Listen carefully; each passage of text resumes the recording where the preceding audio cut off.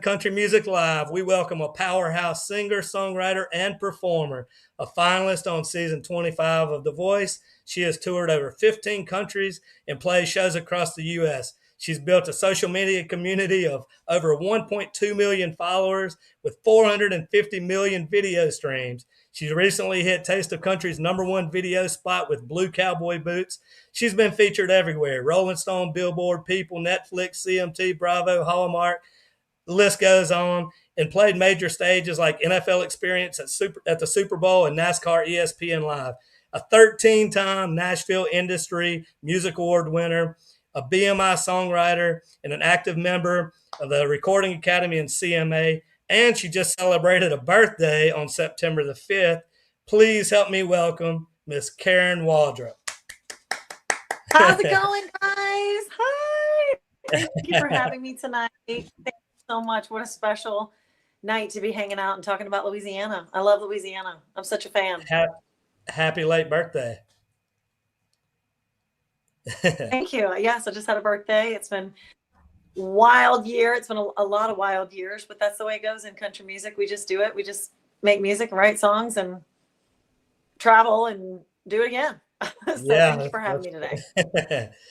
That's right. Rick Huckabee came on and said if the advice that somebody gave him about the country music world is if you can live without it, do it. You should. And if you can't, you're just going to do it anyway. So that's pretty good advice. Live without it, you should. Have you heard that one? Actually. No, I've never heard that, but I know Rick Huckabee. So small world, but yeah, I like that. That's great. Well, thank you for joining us tonight. Yeah, he's right about that.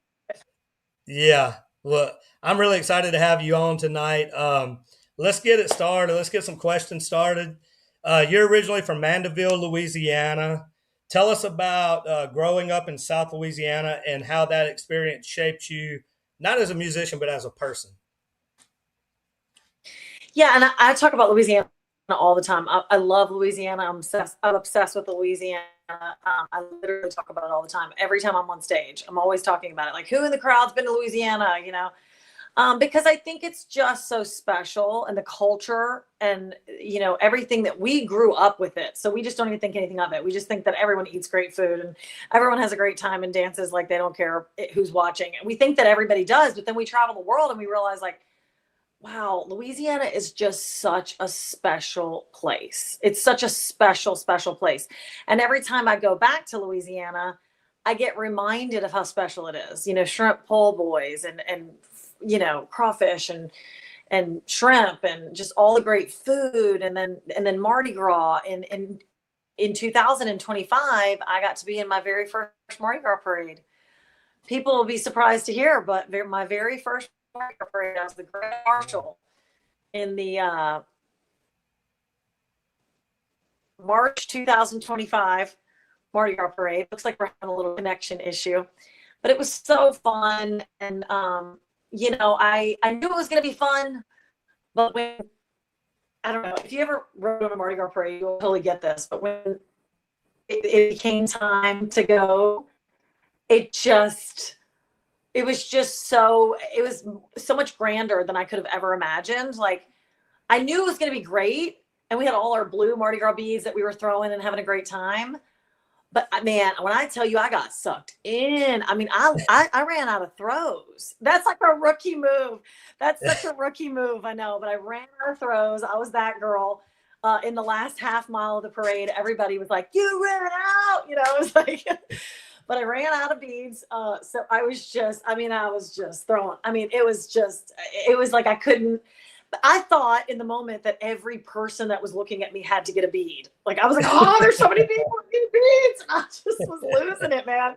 I was throwing cups. I was throwing hats. We had these cute white hats that we got for the little girls because I was wearing a white sparkle hat.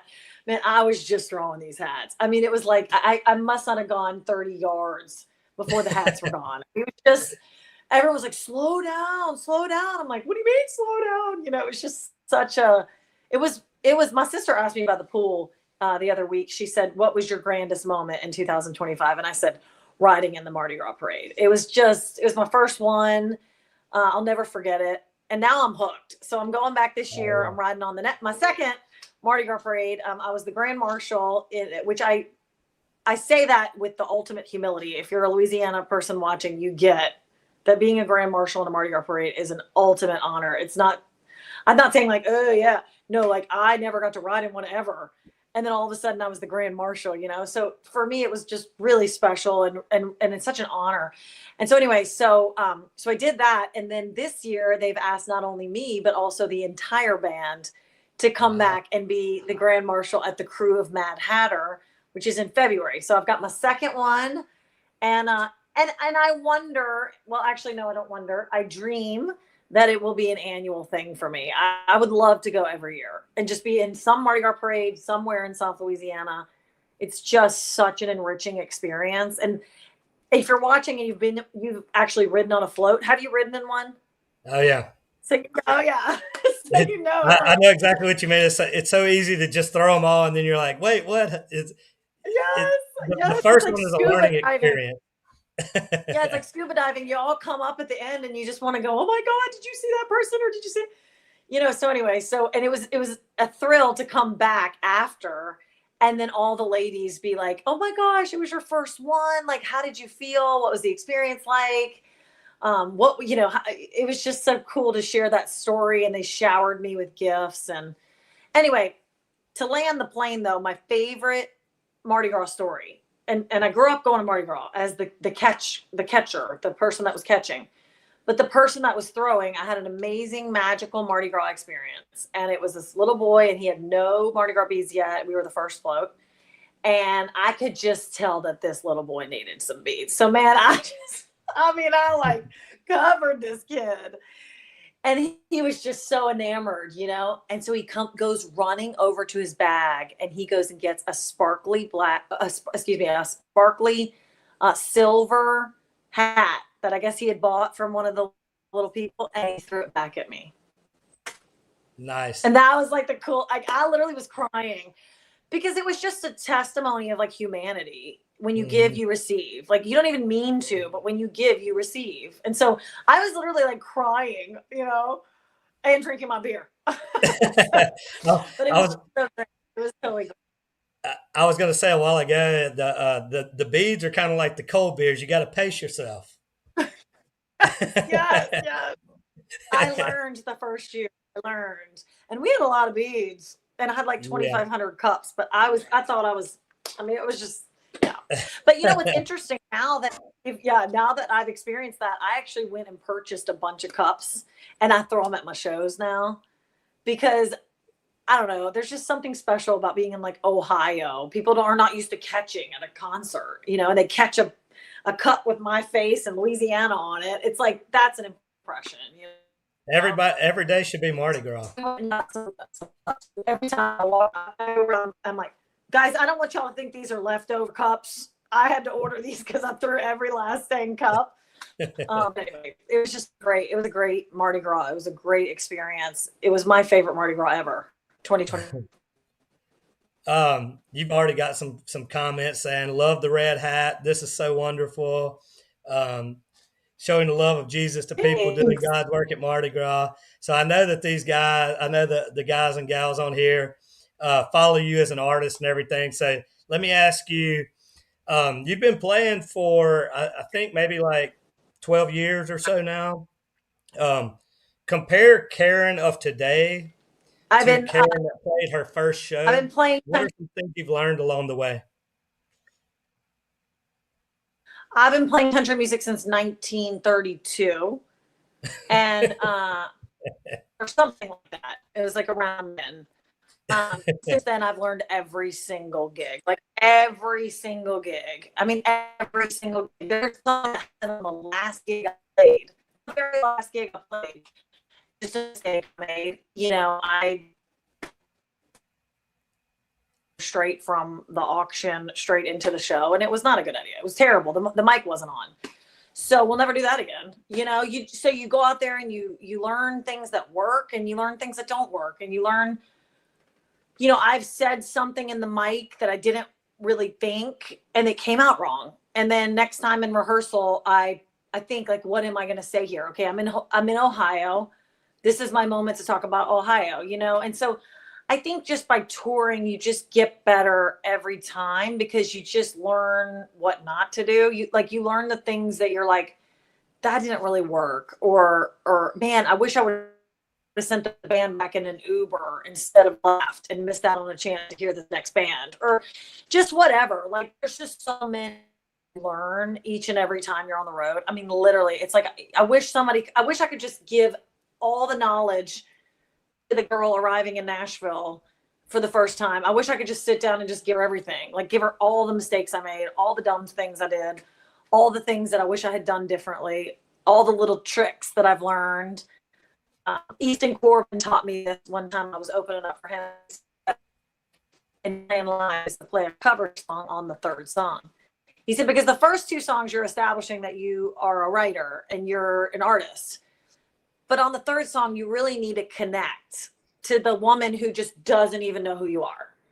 So a lot of times I do the jambalaya Hank Williams song and talk about Louisiana. And then everybody's like, goodbye, Joe. You got to go, me oh my. And everybody's like, oh, I remember this song. And then they're bopping their head. And next thing you know, they're like, hey, you want a beer? And then they're going to the bar. And then you kind of got them. So Easton Corbin taught me that. So you just learn stuff like that. And then now every time I always put a cover on the third song. It's like I'm establishing that I'm an artist. And then I'm establishing that you may or may not have ever heard my music. And if you have or haven't, we all know this one, Bobby McGee. You know, we all know Jolene, you know, and I think that's important. So I think by going out on the road and hanging out with other musicians and opening up for people or somebody who opened for you, the things that you learn and then the things that you appreciate and then the things that you turn around and pay it forward so I don't know. I feel like I wish I could just know everything. One guy, he told me, he said, you know, by the time you're 60, you figure it all out. It's like, that's the truth. That's the cruel part of life. Huh?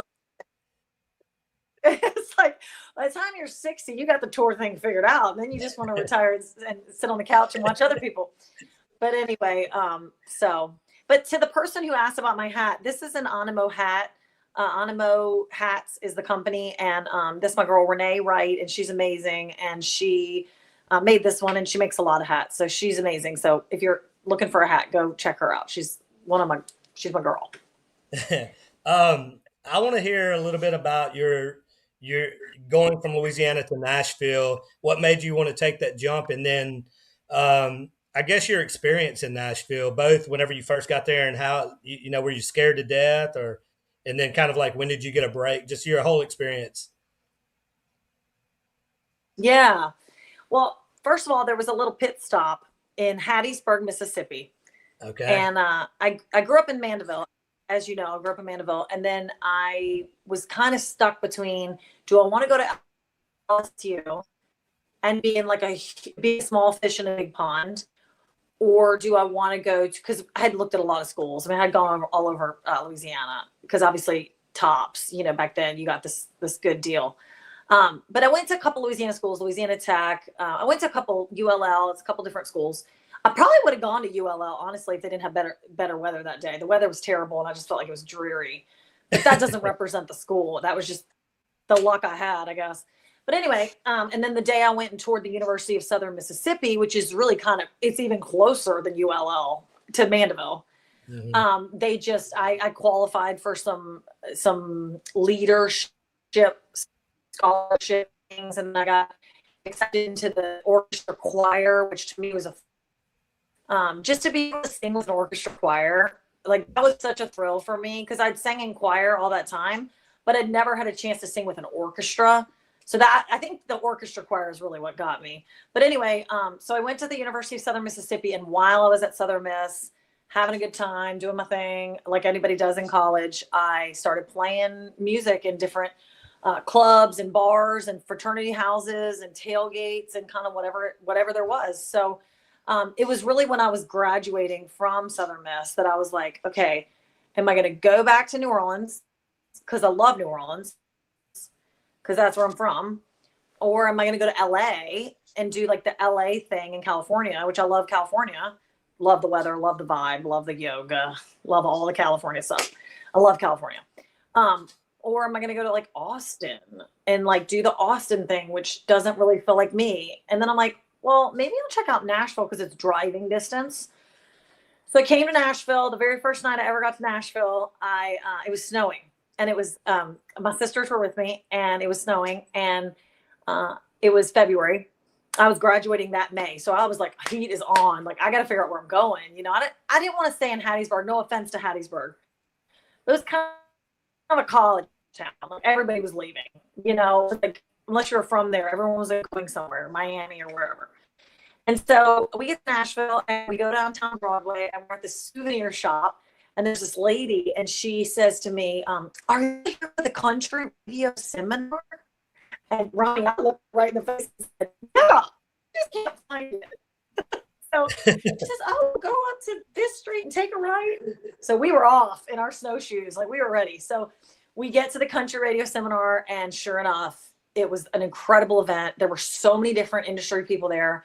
But what was really cool is I went in, we were all having a great time. My sister's like eating pizza, other sisters chugging beer. You know, we're having a great time. And I meet this lady in the bathroom from Reno. And she had an ultimate pass. Like she had the Mac Daddy pass. She was a radio promoter. And so I come out and she says, oh my gosh, I love your outfit, or where are you from? And I said, well, this is my first night in Nashville and I'm thinking about moving here. And I just don't know really if I should or if I shouldn't. And she takes this pass off and puts it on me. She says, girl, I'm flying out tomorrow morning. I'm about to head to bed. So she puts this like ultimate pass, like the ultimate radio promoter pass on me. And I'm like, okay. And so we're walking around. Everywhere we went, people saw that pass. They're like, y'all, come on. And I'm like, let's go. So my sister and I are like we're walking into like every possible thing you can get in. So we get in and we're there and we're watching these amazing shows. You can't make this up.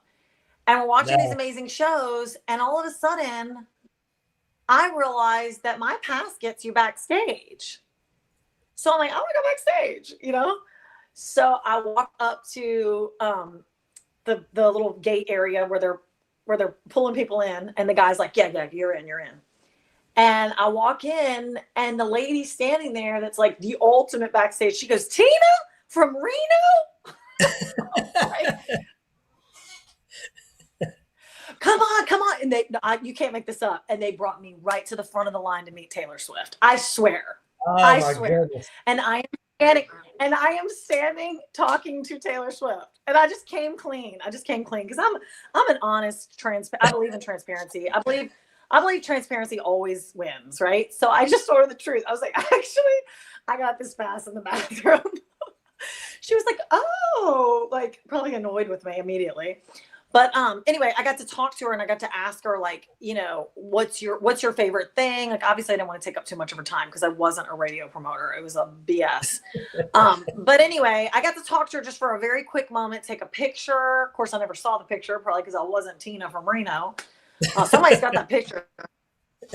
And anyway, that's crazy, huh? And so then the next thing, you know, I was very respectful. I'm always respectful of, like, I get people's business. Like, she's got a line of radio promoters. So I made it quick. But afterwards, I got to talk to her dad.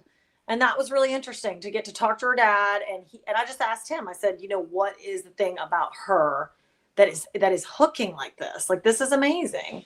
And he said she always makes time for her fans. She always makes time to talk to them, to meet them, to get to know them, to let them give her a gift. And so that's something I never forgot. And I pride myself in that. I always make time for my fans, but I also have fun with my fans. Like, we also have a really fun time. So it's not hard. I mean, you just hang out and laugh and cut up and take pictures and talk about people's kids and dogs. And it's great. That is, I have to say that shoots right to the top of the first night of Nashville stories that I've heard. Now like, there's a new number one. I think it's like the number one, like a Lone Star Maze. It's going to stay there a while. It's going to stay at number one a while. I know, Ronnie. It was like, you're supposed to be here. Just come. And so then to answer the second part of the question is, how has my experience been here? I will say, I feel like Nashville is kind to you if you're kind to Nashville.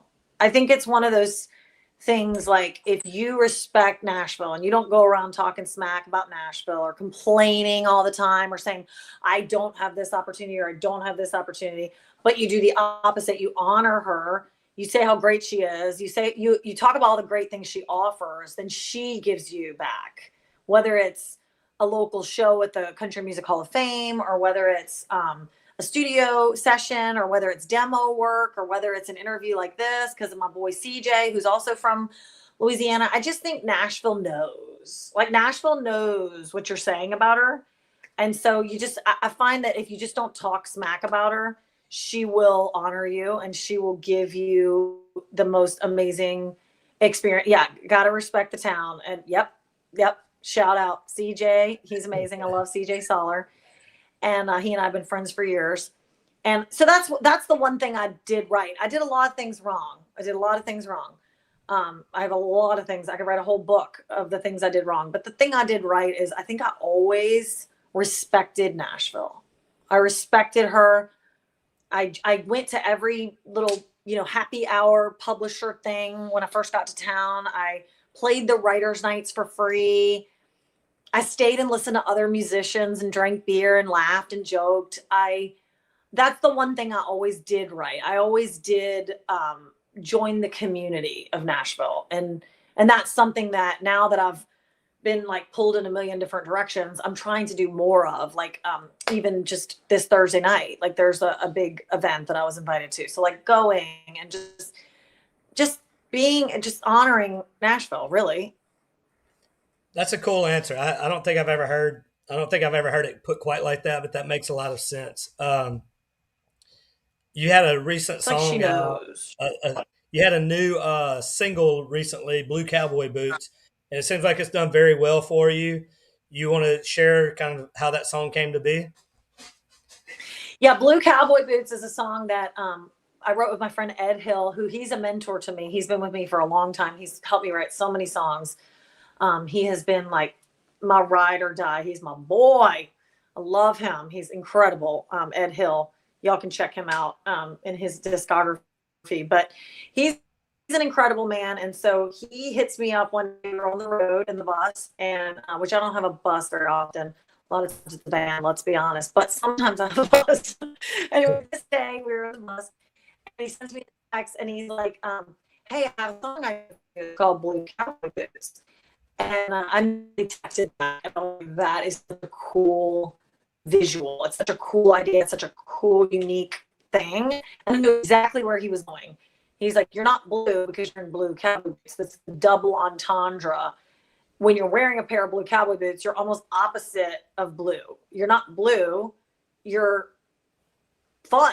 Even if you're at Target wearing blue cowboy boots, like you are having fun at Target. Like blue cowboy boots are so powerful because they're just so funky, and so he says, well, we could write this song Blue Cowboy Boots, and it could be, that song's like in my blue cowboy boots I won't be blue for long, bartender bring it on, gonna dance to every song in my feel good blue cowboy boots.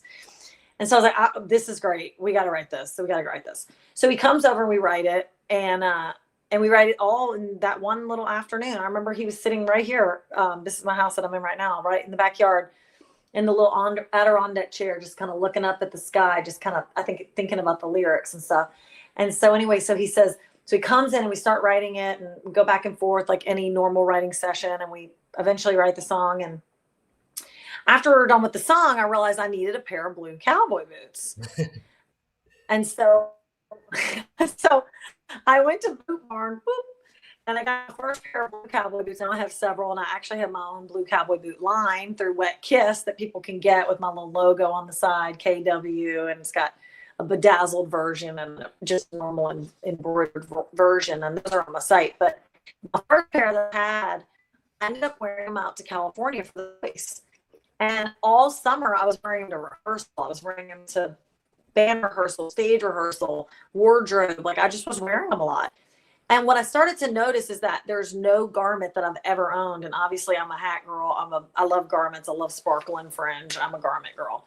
I have a whole over the top room of garments. I should do a video one time. But anyway, Of any piece I've ever owned or anything I've ever owned, I've never gotten more compliments on my blue cowboy boots. It was like everywhere I went, elevator, mall, wherever, people were like, "Oh, I love those blue cowboy boots. Whoa, those are so cool. I've never seen boots like that. Wow, wow." And I started to realize that there's just something that comes out of the boots that just feels so free and happy and joyful. And so anyway, so I wore those boots for a long time, and then we released the song in May, and then we made the music video at the Full Circle Moment Mardi Gras parade that I was in. So it's all kind of it brings you on to the float, and you're literally like with us on the float. My friend Todd Schmidt from Louisiana filmed it. And so you're literally on the float with us while I'm throwing beads, and it kind of shows the different angles, and it's all about the blue cowboy boots. So people interview me and they ask me about these boots, and I'm like, I feel like the boots represent like freedom, and I think they represent like a joyful attitude, and I think they represent optimism. So optimism, you think like, oh, I'm having a crappy day. Well, you are until you decide you're not. So once you decide you're not having a crappy day anymore, and that's what the blue cowboy boot is. It's really a symbol. It's like, yes, blue cowboy boots, but it could be green cowboy boots. It could be red cowboy boots. It could be whatever. But it's the symbol of like changing your attitude and changing your approach and changing your thinking.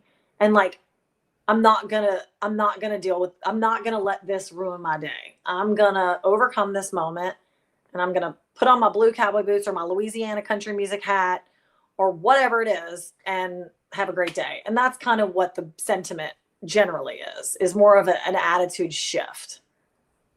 I love that. That's cool. And I gathered that from listening to the song and watching the video and all of Pretty that. easy to gather. But I mean that's great, to hear that. Wait, Real I gotta quick tell before, you this. go ahead, go ahead. This one person was interviewing me on a live thing for CMA Fest, and they're interviewing me, and they're like, "So tell me what the song's about." And I just was so tired, and I was like, "It's about blue cowboy boots." I was like, "That's what it's about." So anyway, So we got a better answer. So yeah, uh, you gotta back me up.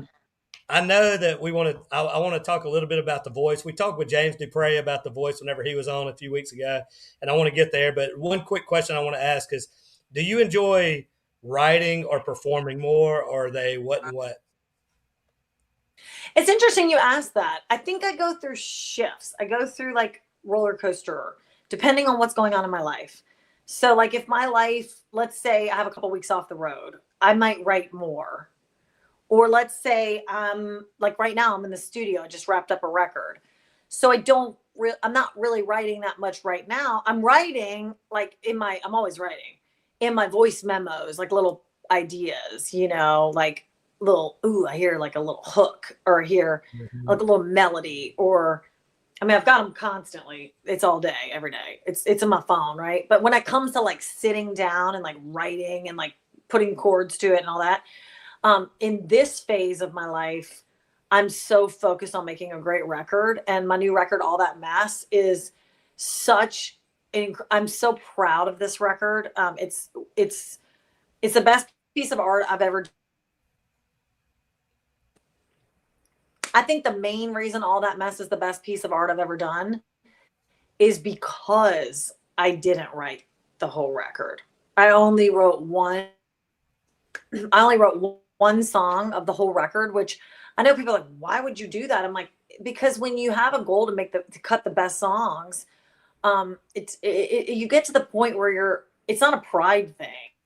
Yeah. It's more like I want to record great songs. So it doesn't matter if CJ Soller wrote it, or if I wrote it, or if you wrote it, or if Dolly Parton wrote it. At the end of the day, it's the song that is the best song. And so this record it's the best piece of art I've ever been a part of. I can't wait to hear it. It has so many great songs, and I don't want to brag, but really great songs. I mean, it has some monster songs. I've got a song called "Look at God" that is just so stunning, and it's about God, and it's amazing. I got a song called Good Guy that's just a fun Kelly Clarkson sounding, anthem. We got Just in Case, which is this introspective song about how you're gonna have a baseball bat in the back of your car just in case, and you're gonna have tollway change, jumper cables, and you're gonna live your life just in case. You're gonna stay up for your friend who went out drinking, you're gonna give him a ride home, you're gonna leave a key on the door for him. It's just this beautiful song about and that was not written by me. That was written by my amazing friend Ava Page. Anyway, and then All That Mess is just a funky, fun party. You're not gonna hold me down. Like I'm all that mess. Like I'm done with all that. So I'm just really proud of and then I have one called Keeping the Faith, which is just about like believing in yourself. And then I've got one called Best Friends and Lemon Drops, which was written by a girl named Darcy Morin. It was written about me, and it beat my songs. I'm like, because it was kind of a race to see what the best song was. So my songs kept getting beat, I kept writing them and I kept wanting them to win, but they just didn't win. And so I just kind of was honest with myself this time. I put a record of my pride this time. And I think it was worth it's unbelievable. They're unbelievable songs. I'm really, really, really proud of them. So I've got 9 songs. They're done. We are officially in like vocal comp, background vocals. That's the phase we're in. We're in the finishing touches of it, and I'm really hoping the record will be done here in the next couple of weeks. Obviously, as you know, there's the partner hope that you get a partner and all that. So that record won't come out for a minute while we deal with the possible partners. But we lost her. Let's see if we can get her back on here in just a minute. Let's see. Let's look at some of the. Let's look through some of the comments real quick. Let's see here. Let me go. We got Sam. CJ, you want to put some up? Yeah. Can't wait to hear the new record. Nope. I see her coming back in the studio. Sorry about that. That's all good. You were cutting out on us a minute. I knew you'd be back. Technology. But anyway, but I have a song that's going to be coming out this fall called In My Angel's Eyes, which is a fun song that's a very stripped down, acoustic, honest, solo vocal, just keys and vocal, which I think that's pretty cool too. So it's neat how music has so many different layers. Like you could have this like song that just takes months to track and mix and all these players, but you could also have a song that's just one keys player and your vocal, and people love that too. So this one's an acoustic song, and it's coming out in I'm pretty sure late October or early November, one of the two. And then I may or may not be releasing a Christmas song, depending on how it comes out, because it's hard to really know until it's mixed. Like you're gonna make it, but then if it doesn't really sound that great, then you might not release it. So you just do that. But anyway, long answer, but there you go. Yeah. I can't wait to hear the new album. I'm excited to hear that. So The Voice, I think your followers and your fans and all that would be interested to hear some of the journey of that. I mentioned we had talked to James about it. James said he really had a positive overall experience. He said he had heard all kind of different things, but how would you describe your experience on the show? I will say this. I would never in a million years say anything bad about The Voice, ever. Because I'm like him. I had a beautiful experience. Was it a lot of work? Totally. Was it long hours? Absolutely. Was it a challenge? 100%. I had the most challenging Sunday of my career, possibly challenging day of my career. When I was in the battle round in my hotel room alone, all those hours, 16 hours. Imagine being in your hotel room for 16 hours and knowing the next morning, you better know the key and you better know how to slay this, So it really, it taught me a big lesson of how to work under pressure better. Like I always worked well under pressure, but like that Sunday just totally taught me like, you're gonna win if you stay focused. Like you're gonna be fine if you could just stay focused on the prize. And so this was a really challenging musical day for me, because if you're a musician and you're watching this, you'll understand. If you're not a musician, you might not. But basically, in the end, it was a male song that was targeted towards my battle partner in the key that fit his voice well. So I had to come in and find my female range key. And I was at the mercy of, oh my gosh, is this guy going to drop this song a half step? And thank God it was better for him to sing it a half step down. So I was like, okay, fine. Now I can sing the higher. But otherwise, anyway, this is a very dorky conversation. But the song was a Dan and Shay song. And obviously Shay sings so high for a male that it was almost like me singing higher than a female because he's such a high voice. So it was pushing me really high in my register, and it was just stressing me out, and it was blowing my voice out, and I just didn't know what to do. And then they kept saying they wanted us to go back and forth with the melody, and I'm like, that's boring. So I felt like I couldn't win, and I just felt so stuck musically, and I just felt so challenged musically. Like, how do I overcome this? Like, I'm not going to be that girl who gets on national television and sings the melody. Like, that's not exciting musically. And anybody watching that's a musician is not going to feel that or get that, or they would be like, what the hell? Did you freaking give up? Anyway, so it just pushed me and pushed me, and it just kept pushing me and pushing me and pushing me. So what I learned from The Voice is such a valuable lesson for me long term throughout the rest of my career. I'll never forget being pushed to that level and being able to learn my instrument better. You know, I was doing a Lainey Wilson cover song, Heart Like a Truck, and dropping it down lower than Lainey, but then coming and rising high in the vocal. It was like I learned my voice by singing other people's stuff, whereas all these years I've sung my own stuff. So I didn't really that was the key that worked for me. And so whenever you're pushed to do something outside of your comfort zone, you learn. So I just feel like I learned a lot. I really do. That's interesting that you say that, because I've always, whenever I watch The Voice, you talking about nerdy conversation, I always tell people, and I think they're like, what are you talking about?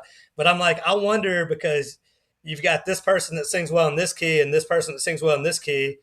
And I always wondered, like, do they try to meet in the middle, or do they paper, rock, scissors? Like, how do you come to what key that you get it in? Because that really gives somebody a distinct advantage in that round.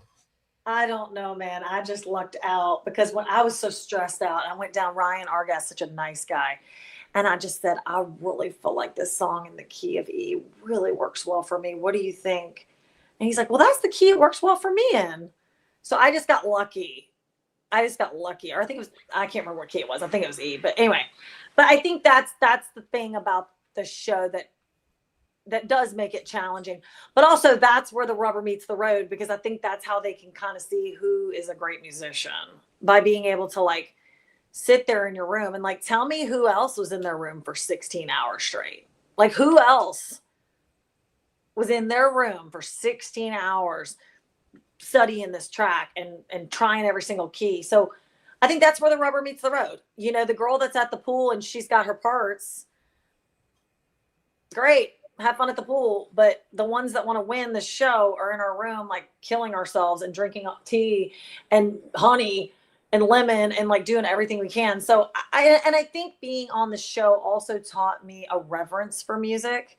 Like, I don't want this to come out wrong, but being from Louisiana, like, we think music is like freaking fun and like bottoms up, and people are dancing and people are eating shrimp and they're peeling crawfish, and music's so light for us Louisiana people. We just don't even, but The Voice taught me like the reverence of music and like how to get yourself, like, no offense, Louisiana, but how to get yourself out of that, like, this is fun, which it is, and get it into a place that's like, this is very serious. Like, this is amazing that I get to do this. And if I'm going to do this, I want every single note that I hit to be, when I play guitar, to sound right. And I want my vocal to be warmed up before I go on. And so it took me from like honky tonk to like professional, I think. And I think anybody who made it into the finale probably experienced that. Like it pushes you so much. And then your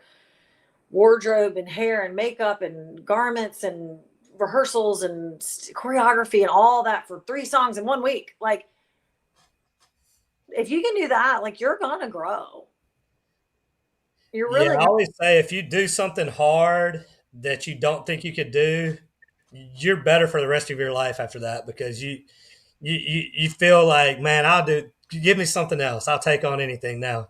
Exactly. Hey, that's really funny you said that, because when I was on The Voice and I was singing "What Hurts the Most" by Rascal Flatts, and I was on a riding, it was going into the sky 12 feet into the air.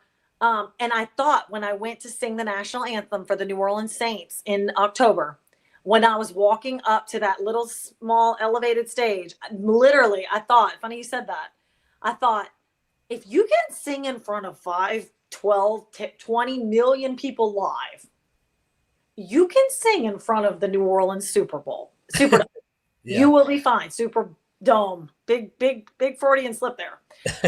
Not to the Super Bowl, the Superdome, excuse me. So that was a comforting thing. It was like, okay, like, you got this. Like, this is just the Superdome. Like, it's just Drew Brees. It's just. Yeah. It's funny how we have to psych ourselves out sometimes. So that. Um, so that's awesome, but I'm sure that helped build your confidence and grow as an artist and all of that. That's cool to hear the backside of it. But it's funny that you say that about the keys because I've thought that for years and I've never gotten an answer. I thought they just like paper, rock, scissors and like, oh, you lose. Well, thank God it didn't come down to that, because that might be the way some people do it if they're arguing or if they can't find their way to it. But it just lucky for me. It was just lucky. It was just really lucky that his key and my key were the same. It was just lucky. It was like I walked into his room and I was like, I really feel like we should do it in this key of whatever it was, E, or I can't remember. And he was like, oh, that's the same key I like it in. I'm like, oh, thank God. So for us, it didn't get down to that. It didn't get nasty. It was just kind of, this is my suggestion. I think it would really sound good. And then he was like, well, this is the same. And so we could just dive in. But it was just, thank you for asking about The Voice. I really liked talking about The Voice. I thought it was just a really great experience and really an honor, really. Yeah. Yeah. Apparently you did great because you got a lot of followers from it and all of that. I want to talk about that in a minute. And I'm not going to keep you on here because I know it's uh, Tuesday night and all that. And I want to respect your time. But a Oh, couple more. One thing that I always ask all the female artists that come on the show is just to set it up for the people that watch every week. They already know how I frame it every week. But for those that don't, uh, maybe some people out there don't know, the music business has been very male dominated for decades. Radio and all of that. It's always been a struggle for female artists to sort of get the respect in town or however you want to say it. What is your take on that? And how has that experience been for you as a female artist in Nashville? okay. So first of all, I'm going to say this. Have you ever heard of the phrase "ignorance is bliss"? I just feel like the more you act like it's not happening, the more easy it is to deal with. And so if I could just act like, oh, there's no way that's why that didn't happen for me. That could never be why. It must have been something else. It helps me to deal with it, and it helps me to just wake up the next day just powered up and ready to go. So I do think ignorance is bliss is a powerful tool. I'm not stupid. I know exactly what's going on. But it's not going to benefit me really to sit here and be like, well, that's not fair, or I should have gotten this, or I should have gotten this. But I will say, just to be completely honest, transparent with you, when I first moved to town, is a much bigger problem than it is now. So I'm really excited for the next 20 years of females that don't have to deal with that, because I don't really deal with it nearly as much now as I dealt with it when I first moved to town, when they had this whole bro country movement going on. That was like the, no offense, worst music you could possibly make. No offense. So I just, you know what I did? I just hit the road. I knew that I wasn't going to get anywhere in Nashville during that time. I just knew, you know, I'm going to be honest with you. I'm going to answer this question because you asked it. Yeah. I literally, and this will be in my book one day, and people will be like, what? My grandkids will be like, what? I literally had 3 different male major label heads tell me that they wouldn't sign me because I was a female. Literally. Wow. Like, I'm not making that up. Like, I know their names and I can put them in my book. I'm not going to tell you right now because that'd be too much. But 3 different times, and I know each one of their names, that said basically, we're not signing you because you're a female.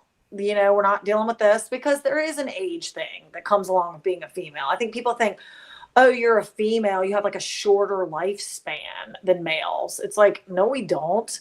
We love music as much as they do, and we love each other. We're friends. We're all friends. Like, we sing together. Like, what are y'all even talking about? Like, that's a total old school, delusional. I mean, you look at women now, I mean, Carrie Underwood, multiple kids. Like, I mean, what's the problem? Martina McBride, multiple kids. Like, what are y'all even talking about? Like, women are awesome. What? And so that's a thing that I don't really understand it. And I think over the next 30 years, that'll be very different for people. Think about the difference between like Ella Langley's experience and Dolly Parton's. Like, think about the difference in the amount of no's that Dolly Parton probably got because of being a female. It's like so dumb, right? Ella Langley doesn't experience that as much. She probably gets 20% of the no's that Dolly Parton got. Not to say that either is better or worse musically, but just the time. And so I think we're in a day now, and I'm really proud of that women are being treated better. I think Leslie Fram has been a huge advocate of that. I think the Country Music Association has been a huge advocate for me specifically and for women in music. You talked about Kylie Fry earlier. Amazing woman, tours, has a baby, beautiful person, always kind, incredibly talented. You know, so I don't know. I just don't really buy it. I don't buy the bullshit. I think guys are intimidated by us. We have better makeup and hair. We have better outfits. What? Not your hair. I feel attacked, Karen. I feel attacked. Other people. But I will say that you can work being a female artist to your advantage. Because when you show up at an event that last year they booked a male artist and you show up and your shit is on point and your songs are on point and your vocal is on point because you did your warm up and you drank your tea. Meanwhile, he drank beer all day and played golf. He sounds like crap and you sound amazing and your boots are sparkly and it enamors the crowd more.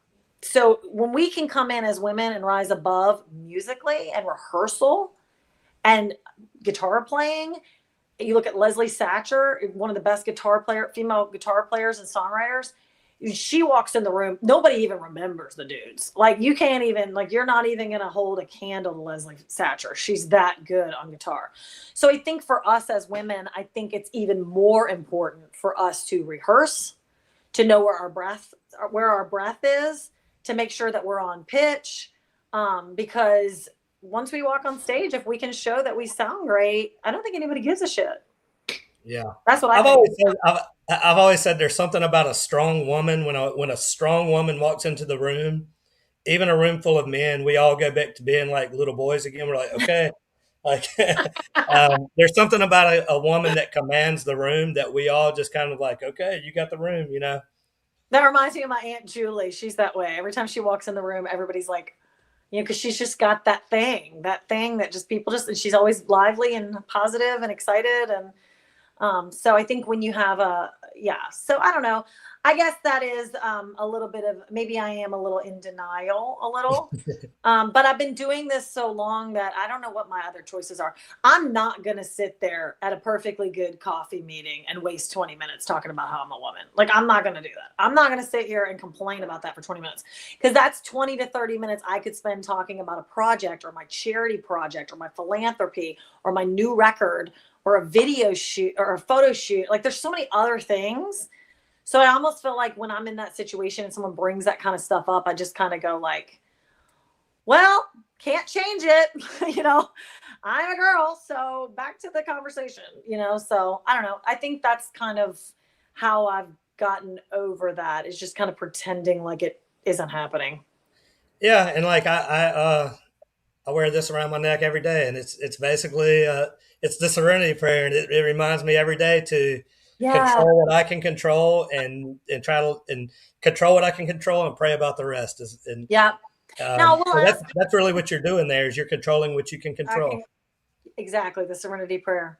But I'm curious, what did you said you've asked that to several females? What are their? I would love to know what they said. We've that's why I love asking that question, because it's been all over the place. Each answer has been different. Cool. The one that stands out the most, I guess, was whenever Kylie said that she first got to town, and she said that a guy told her, "You know what you're trying to do by being a female artist in this town is about the equivalent of becoming an astronaut." And and she said, "So I've spent the last 10 years trying to become a female astronaut." I love her. I love her. I'm gonna text her tonight and say I love you. Yeah. But Um, that's y- it. You just kind of gotta shake it off, you know. And we're not, you know, we're not dumb. Like we know that we've lost opportunities. I'm not gonna lie. Where would I be if I were a dude? Ta- well, Taylor Swift said it best. I mean, this is a good transition into where I was going to go next. Is you have a quite a following, and I follow you on social media. And one thing that I've noticed about your followers is they're very active. Even right here on these comments tonight, I'm sitting here looking at the comments on the side, Waldrup Worldwide, Waldrup and Worldwide. oh my goodness, like they're so active, and that's not an easy thing to do, is to get people excited about what you're doing and to make people feel a part. I think that's a big thing that I've noticed, is that people feel a part of what you're doing. Mm. So how would you describe your connection with your fans, and how you've been able to build these like super, what I would just call like super loyal fans? Yeah, and I would be doing a disservice if I didn't credit my boys at Country Rebel. Kevin and Darren Blue taught me that. They taught me how to go online and just don't care. Like before, I think there's so many people that think they think everything has to be perfect. Like if my necklace is off, like that the song is not, it's like no, people don't really give a shit. So they taught me how to like go live and just be myself and talk to people and connect with people, and that gave me kind of this freedom to just totally trust the web. I know it's hard to say because we have hackers, we have all this nonsense that comes along with it, but the people on the web that are watching your content are there because they want to feel something. And I think when I tapped into that and I started making videos, I realized that I am giving a gift in a song. So when I sing a song, I'm giving a gift, right? When the person receives a gift, just like the Mardi Gras little boy, Mm-hmm. it's natural for them to give a gift back. It's just human nature. It's just human nature. And so what happened for me is when I started to give those gifts, those songs, and I did a Waldrup Wednesday series, and every Wednesday I was giving a new song, they started to receive so many gifts. So they got one gift, and then they got a second gift, and then they got a third gift. And by the time they got the fourth gift, they kind of felt like they owed me something back. So they turned around and commented, or they turned around and liked my page, you see? Or they turned around and went to my website, or maybe they bought a show ticket, but they did something back because they were like, man, I really like this girl. Like she keeps giving me these gifts. I want to give her something back. And so like I just had my birthday and people just sent me all kinds of gifts. So I think that's really what is the ultimate thing, is that was the biggest thing for me, is when I shifted my old thinking, which was like everything has to be perfect. It all has to sound perfect musically. And I shifted into like, well, actually, I'm in this new phase of the internet, which really doesn't want perfect. So I could sit there and play my guitar, and if I missed the chord, nobody cared. And that was very freeing.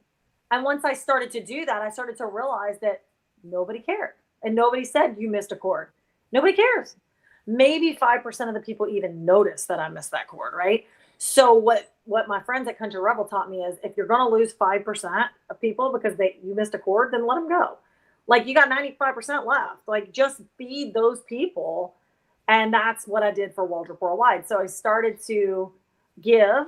And then what ended up happening is these people, because they were experiencing a gift from me, then they wanted to give a gift to the others within Waldrup Worldwide. So then I'm at a show in Ohio and I'm hearing that Curtis and Lisa are letting Linda stay at their house. I'm like, what? Like, that's so cool. Or like, I'll look out and there'll be a guy buying a beer for another guy. Or, you know, they'll be, oh man, you got to try this whiskey bottle. And I see the dude bringing a whiskey bottle to another dude's car. And I'm like, wow, like these people are friends. Like, this is so much bigger than me. Like, Waldrup Worldwide is so much bigger than me. It has nothing to do with me. It has everything to do with the community. And that's what helped me build a big following, is because I took the light off of me and I put it on them. Like, this isn't about me. I benefit because I get to wear this cute hat and work with Animo hats. You guys work Monday through Friday from 8 to 5, and you guys buy the t-shirt at the show. So it's really not about me. So when I go to the shows, I throw flowers, you know, I do giveaways online. I just try to give, like, even when I go to an event and like they give us a bunch of free stuff, I'll turn around and give away like a little package. Like, we went to Dolly Days this weekend. You know, comment if you want to win this stuff. And it's a bunch of stuff I got for free at the event. It's nothing that's breaking me, but it's making somebody in Wichita, Kansas be like, oh, I want that because I didn't get to go. And then they comment. And then the other lady comments under hers, like, I know I wanted to go too. I wish I could have been there. And they start a conversation about how they wish they could have been there, but they're coming to the next show. Are you going to be there? Well, we got this row tickets. You want to meet earlier for a drink, cocktails. So they start to have their own friendship that has nothing to do with me. And that is cool. Yeah, that's being a connector. That's really cool. I think that one of the things that we're missing in today's world that we long for as humans are shared connections. And I think that's why music's so powerful. And I think that's why live music is so powerful, because it's one thing to listen to a song in the car by yourself, but it's so much cooler when you've got 20,000 people with you that you're sharing that moment with. And you're singing along with. Yeah, there's something cool that we long for as humans about those shared connections.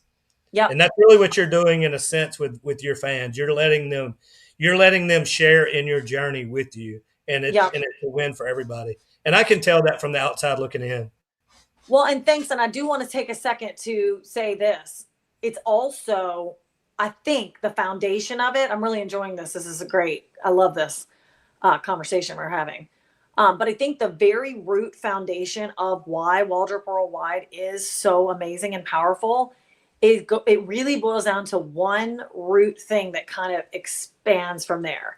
And the root thing is that I do what I say I'm going to do. That's it. And everybody knows that. Everybody. Like, I could literally right now and be like, guys, this jacket is for sale. Comment here. And whoever bids the highest gets it. And everybody would know that whoever bid the highest got the jacket, and I wasn't inflating it, and I wasn't charging a fee. And it was like, you know, you paid $400, you get the jacket. So everything that I do has a very moral character to it. And I think as long as you stick to that, people start to trust you. And then they start to do things that they may not have done otherwise. Like, for example, maybe they buy a Christmas box in advance. You know, they send you $150 for the Christmas box in October because they trust you. And they have no doubt that they're going to get their Christmas box. So when you start to do that, you really expand your business because nobody questions you.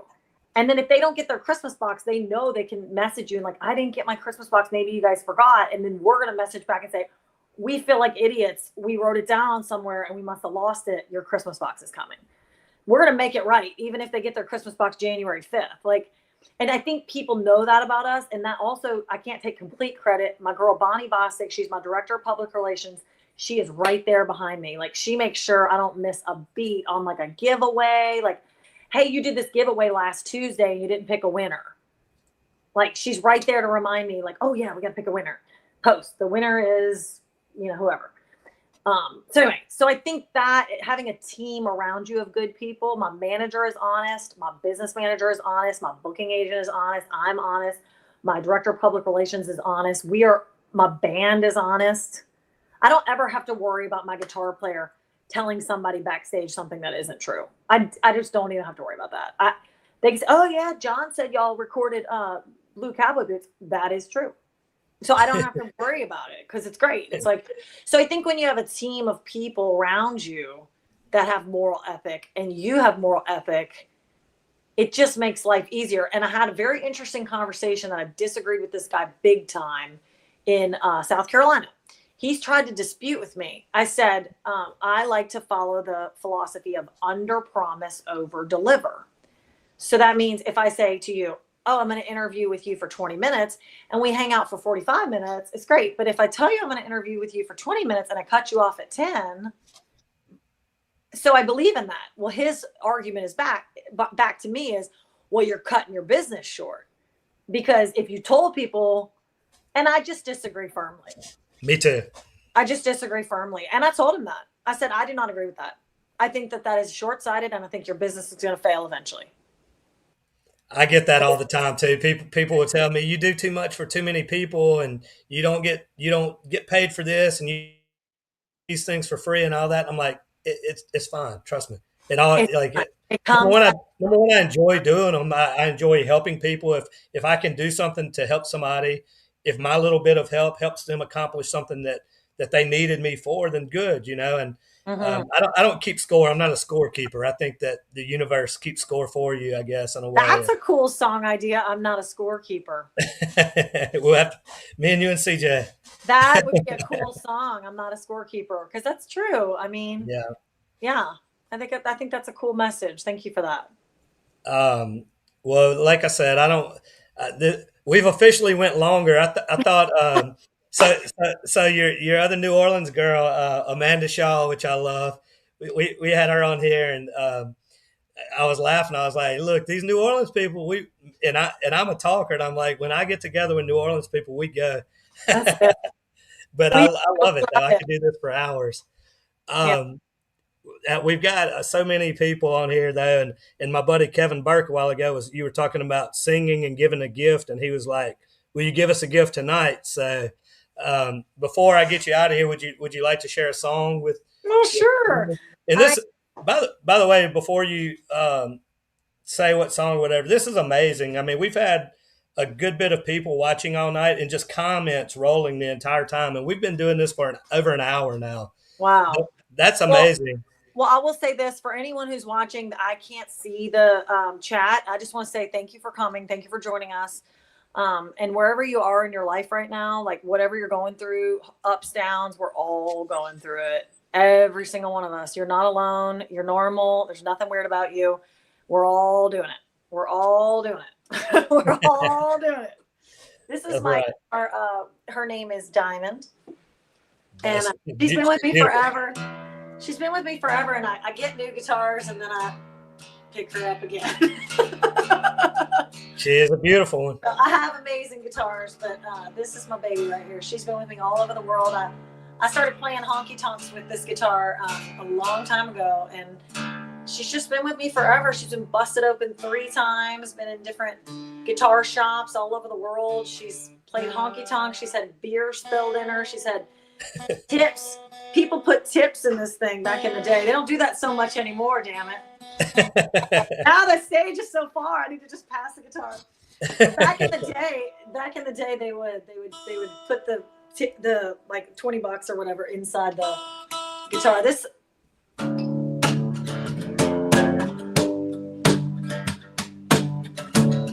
guitar has been all over the world. Thank you guys for joining us tonight. I wasn't gonna do this song, but hey.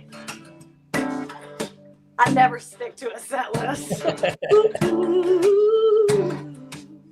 Louisiana hurricane. Well, I didn't come if you ought to sit down all the way out to the edge of town just to watch you come out here and ask. Y'all keep Vita Amber on draft. I didn't come here to leave you bored. These are some skin tight jeans, oh Lord. Now it took an hour to do this hair. The heat's done got it and I don't care. I'm about to Dolly Party, turning into Janis Joplin, pulling these Tanya Tucker tricks. Just like all three Dixie chicks, I'm about to Asian up this joint. There's only one thing that I want. If you talk about me, tell them you just took a drink of a Louisiana hurricane. Ooh, Louisiana hurricane. Ooh. Well, I might do some spooky things, no telling who I'll be when you hear me sing. I ain't scared of the trouble I'm starting. I've been the darling of New Orleans, or I can be your country queen, covered up with some rhinestone bling.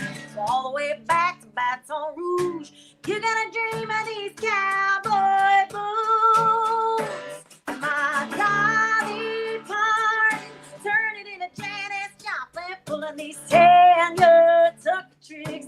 Just like all three Dixie chicks, I'm about to Asian up this joint. There's only one thing that I want. If you talk about me, tell them you just took a drink of a Louisiana hurricane. Ooh, Louisiana hurricane. Ooh,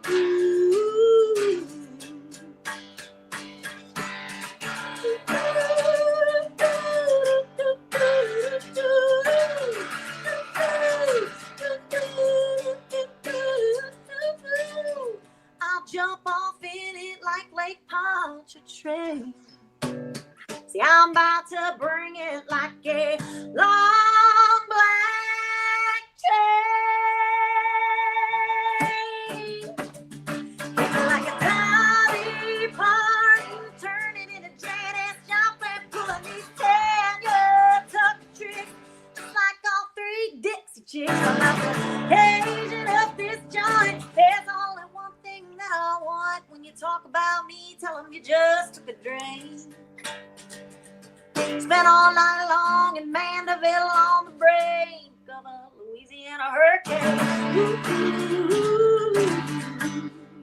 Louisiana hurricane. Ooh,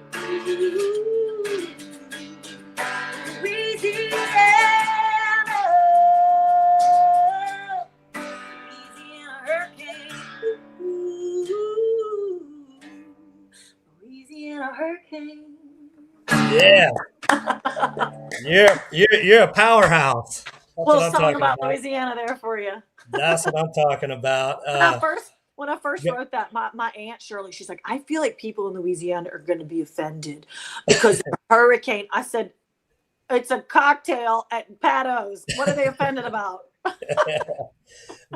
You got so many comments. My one of my buddies from Baton Rouge said, today is my daughter Hannah's birthday. Can she get a birthday shout out? Happy birthday to you. Happy birthday to you. Happy birthday to Hannah. Happy birthday to you. I hope you meet Drew Brees someday.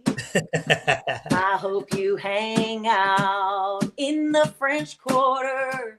I hope you go to the Mardi Gras parades. Happy birthday to you. Mostly meaning Drew Brees. That's awesome. Oh, man. See, I told you guys, you guys that are tuning in tonight, I told you guys that you would enjoy Karen, and Karen, I just want to say thank you on behalf of our entire Louisiana country music team. What we're doing here is building a community, and our belief was that if we bring Louisiana people closer together and have these conversations every Tuesday night, that there's people out there that want to support and want to get to know you guys, the Louisiana artists, even more. And every single artist that comes on Tuesday night and shares a little bit of their time, it helps the fans get to know you better, but it also helps every other artist out there, because we believe that it gets the fans more excited about Louisiana country music as a whole, which Yeah. works for everybody. And then we can start filling up the venues and the festivals and all of those type things. So you coming on and sharing over an hour with us tonight is very generous. And we're really I grateful. wasn't even looking at the clock. I was having so much fun. Thank you guys so much for having me. I look forward to beginning our friendship and sharing more music with you guys. And thank you for including me in the Louisiana country music event tonight. So thank you. And shout out to CJ Soller for involving me. All right. Well, thank you so much, Karen. We will talk to you very soon. I'll see you in Nashville soon. Adios. Who dat? All right, guys. I told you that you would enjoy Karen. She is a powerhouse, and now you know why. She is a genuinely sweet person, and you could see what a force she is, and why she's so successful at what she does. We hope you enjoyed the show tonight. If so, join us every Tuesday night. You never know who you'll run across. You might not know the person, but you might leave a fan. That happens every Tuesday night. Again, make sure to follow, like, share, comment on all of our stuff to show the world what Louisiana country music is all about and what our artists are all about. Again, check out our website and check out all the artist listing. You can search by region. It's a lot of fun. Thank y'all for tuning in. God bless all of our Louisiana folks out there. Enjoy the rest of your week. We will see you next week right here on Louisiana Country Music Live.